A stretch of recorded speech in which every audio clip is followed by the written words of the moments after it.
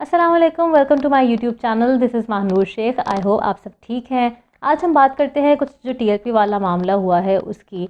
और तकरीबन हर मामले की तरह हुकूमत ने टीएलपी वाले मामले को भी काफ़ी इमेच्योरली हैंडल किया है। और जैसे हर पॉलिसी डिसीजन के ऊपर यू टर्न लिया जाता है, अब ऐसा लग रहा है कि इस मामले पर भी हुकूमत अपना यू टर्न ले रही है।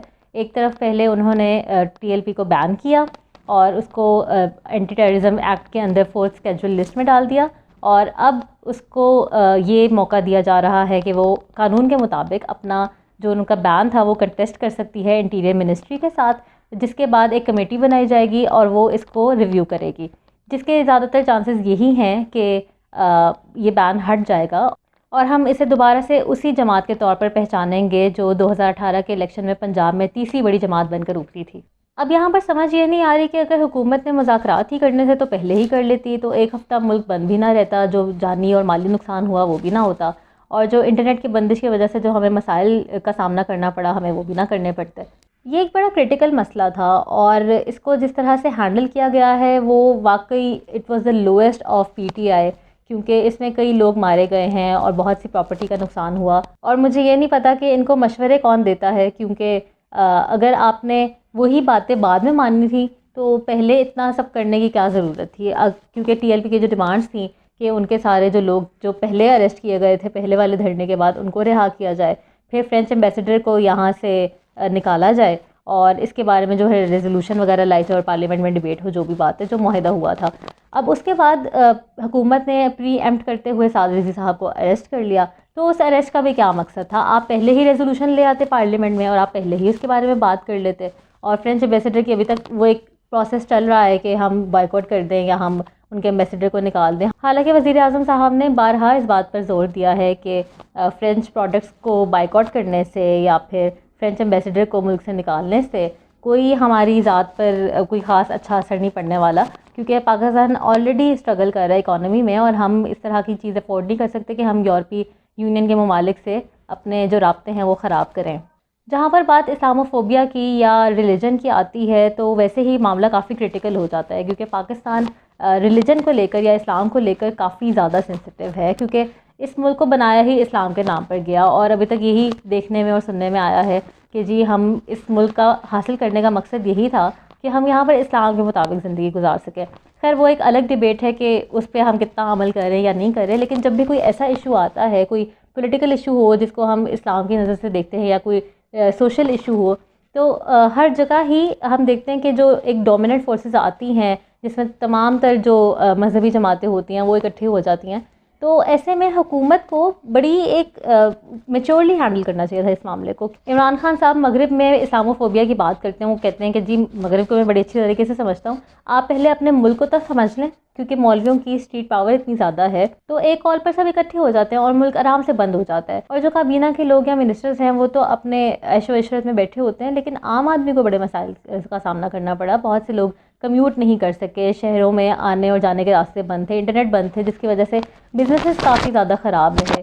तो ऐसा कब तक चलेगा कि हम उनके ख़िलाफ़ एक्शन भी ले रहे हैं, एक्शन लेने की कोशिश करते हैं तो वो हमें उल्टा पड़ जाता है और वो फिर उसके बाद हमें फाइनली उनके साथ निगोशिएट ही करना पड़ता है। तो अगर आपने निगोशिएट ही करना होता है तो आप पहले ही अपनी टर्म्स कुछ क्लैरिफाई कर दिया करें। और फिर क्योंकि मीडिया इसमें बिल्कुल भी इन्वॉल्व नहीं था और मीडिया ने बिल्कुल कुछ इसकी कवरेज नहीं दिखाई, मेन स्ट्रीम मीडिया की हम बात करें, जो भी हमें नज़र आया वो सोशल मीडिया पर नज़र आया। तो अगर मेन स्ट्रीम मीडिया पर हमें कुछ नज़र नहीं आया तो हमें एग्जैक्टली पता भी नहीं है कि सिचुएशन हुई क्या है। और मीडिया पर ये जो बैन था कि आपने इसकी कवरेज नहीं करनी, तो ये इस चीज़ की अक्कासी करता है कि मीडिया हमारा कितना कंट्रोल्ड है। अगर हम सोशल मीडिया ना होता तो हमें तो पता ही ना चलता कि मुल्क के क्या हालात हैं और कितने ख़राब हुए हैं। और कितनी शर्म की बात है कि इंटरनेशनल मीडिया इसको कवर कर रहा है और इंटरनेशनल मीडिया में ये चीज़ें दिखाई जा रही है, लेकिन हम अपने मीडिया पर इसके ऊपर बात नहीं कर सकते। और हम अगर बात कर भी रहे हैं तो हम मिनिस्टर्स की स्टेटमेंट्स शेयर कर रहे हैं या हम सिर्फ उसकी जो रिलेटेड जो उसकी प्रोग्रेस आ रही है वो शेयर कर रहे हैं। हम जो ऑन ग्राउंड जो चीज़ें हो रही हैं, जो आपस में तसादुम हुए, जो टीएलपी का व्यू पॉइंट था, जो कि पुलिस वालों का व्यू पॉइंट था, उसके बारे में कोई बात नहीं की गई। हुकूमत को इस बात को समझना पड़ेगा कि ऐसी जमातों को बैन कर देने से या उस बैन को बाद में हटा लेने से और उनके साथ निगोशिएट करने से मसाइल हल नहीं हो सकते। यकीनन एक शॉर्ट टर्म सलूशन तो हमें मिल सकता है कि चलें जी मुल्क जो बंद हुआ था वो दोबारा से चल पड़े, ट्रांसपोर्ट चल पड़े और जो लोग मर रहे हैं वो ना मरे मज़ीद, और जो एक जलाओ घराओ हो रहा है वो ना हो। लेकिन क्या ये लॉन्ग टर्म सोल्यूशन है? अब हम देखते हैं कि तालिबान को जिस तरह से हम टॉकिंग टेबल पर ला रहे हैं, तो हमने पहले उनको ट्रेन किया था, फिर वो दहशतगर्द तंजीम बन गई और अब हम दोबारा से उनके साथ निगोशिएट कर रहे हैं। तो ये तो लगता है कि जैसे ओवर द ईयर्स वही पैटर्न रिपीट होता जाता है। कोई एक मजहबी जमात होती है जिसको हम पहले यूज़ करते हैं और जिसको हम पहले खुद से ट्रेन करते हैं, खुद से हम उसको कल्टीवेट करते हैं और फिर वो हमारे हाथ से निकल जाती है, फिर हम उसको बैन कर देते हैं और कहते हैं कि ये दहशतगर्द जमात है, ये दहशतगर्दी कर रही है, और फिर हम उन्हीं दहशतगर्दों के साथ निगोशिएट करने लग जाते हैं। तो हम पहले अपनी क्लैरिटी तो ले आएँ कि हम चाहते क्या हैं और हमने कब तक ऐसी जमातों को हमने फेवर करके अपने मुल्क का बेड़ा गर्क करना है। बैन कर देना, फोर्स यूज़ कर लेना आसान हल है। जो मुश्किल काम है वो ये है कि आप माइंडसेट बदलें। जो टीएलपी के कारकुन सड़कों पर मरने के लिए निकले हुए थे, वो तो ब्रेन वॉश थे, वो तो उसको खुशी समझ रहे थे, वो तो अपना को शहीद कह रहे थे। तो क्या वाकई ऐसा था? तो इनकी ब्रेन वॉशिंग कौन कर रहा है और कहाँ से कर रहा है? हमने इसका सुराग लगाना है और हमने इसके ऊपर काम करना है।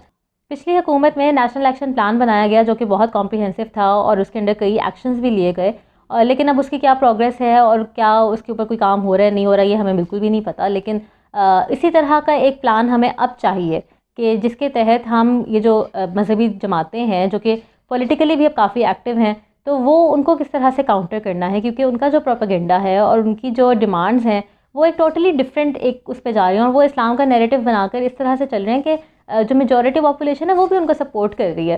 तो हमें इन मसलों के ऊपर एक खुले दिल से और खुले जहन से बात करनी है और इसके बारे में जो सही एजुकेशन है वो देनी है और एक अवेयरनेस फैलानी है माशरे में कि आप जो कर रहे हैं वो आया ठीक भी है कि नहीं है और किस काम के, किस बात के क्या कॉन्सिक्वेंसेस हो सकते हैं। हम फ्रेंच एम्बेसडर को तो निकाल देंगे लेकिन उसके कॉन्सिक्वेंसेस हमें ही फेस करना पड़ेंगे, उनको कुछ नहीं होगा। वो हमसे बड़ा मुल्क है, हमसे ताकतवर मुल्क है। इसी तरह हम रेजोल्यूशन तो ले आएंगे और हम पार्लियामेंट में इसके ऊपर बात करेंगे और आपस में लड़ेंगे। इसका नुकसान भी किसी और को नहीं होना, हमारी ही पॉलिटिक्स को होना है। और ये जो हुकूमत की यू टर्न लेने की पॉलिसी है हर मसले के ऊपर, ये मेरी समझ से बिल्कुल बाहर है। चाहे वो कोई इकोनॉमिक मसला हो, कोई पॉलिटिकल मसला हो, कोई सोशल मसला हो, हुकूमत पहले एक स्टेप लेती है और फिर उससे स्टेप बैक कर जाती है। इस तरह से तो मुल्क का वाकई फिर अल्लाह ही हाफिज़ है। आपका इस मसले के बारे में क्या ख्याल है मुझे कमेंट्स में बताइए और अगर अभी तक आपने मेरा यूट्यूब चैनल सब्सक्राइब नहीं किया तो प्लीज़ इसको सब्सक्राइब करें। Thank you.